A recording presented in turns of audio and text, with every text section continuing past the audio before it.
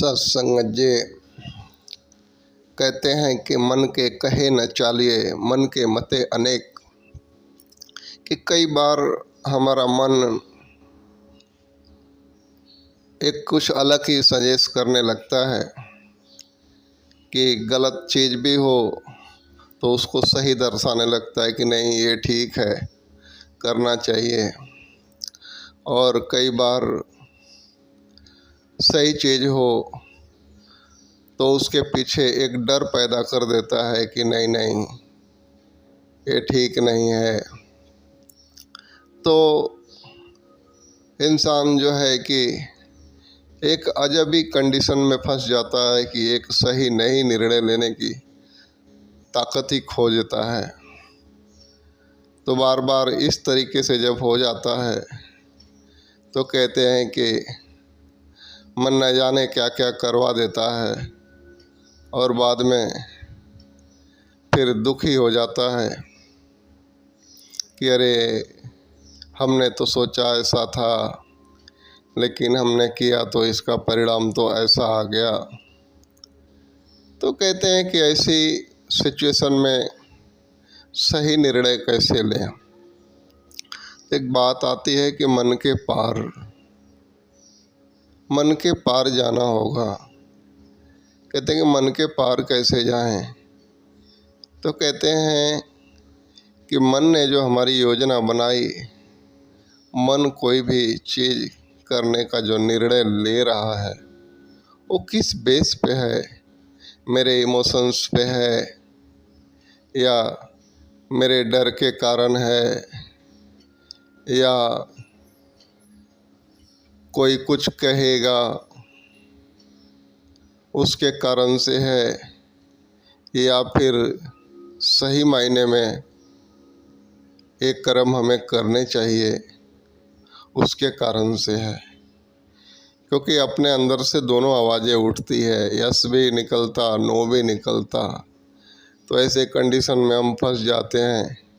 तो कई बार एक अच्छा खासा जीवन में एक सुंदर मौका भी हम खो देते हैं। तो ऐसे में थोड़ा सा अपने आप को समझने की ज़रूरत है कि खुद का एनालिसिस करें, खुद को बैठें और उस भावनाओं को पहचानें कि मेरे मन के अंदर जो ये भावनाएं उठ रही हैं इसका बेस क्या है। कहीं मैं डर के कारण ऐसा करना चाह रहा हूँ या फिर मेरे कुछ इमोशंस हैं कि भाई उसके कारण है, या सही रीज़न को जब पकड़ेंगे या फिर ये मेरा कर्म है, मुझे करना होगा। क्योंकि महाभारत में भी देखें अर्जुन जिन लोगों के सामने हथियार डाल दिया था कि भाई मुझे युद्ध करना ही नहीं है और ये सब अपने हैं, इनको मार के मैं तो सीधा नरक में जाऊंगा। तो भगवान कृष्ण ने कैसे जो है कि उन्हें समझा करके उनके अंदर वो पॉजिटिव ऊर्जा पैदा की कि जिससे उन्होंने युद्ध के लिए तैयार हुआ। और आज इतिहास में अर्जुन का वीरों में गिनती होती है। लेकिन अगर वहीं जंग छोड़ के भाग जाते तो वो जो है कि आज भगेड़ुओं में गिनती हो जाती, ना कि वीरों में। और वो सही नहीं होता। तो उस समय उनका जो मन ये फैसला ले रहा था कि मुझे युद्ध ही नहीं करना है, तो वो एक इमोशंस था कि सब अपने हैं। लेकिन सामने वाले जो लड़ाई करने आए थे उनके अंदर उनके प्रति अपनेपन का भाव बिल्कुल ही नहीं था। वो तो सोच रहे थे कि कब मौका मिले और इनकी गर्दन को उड़ा दें। तो ऐसे ही जीवन में बहुत सारी चीज़ें होती हैं।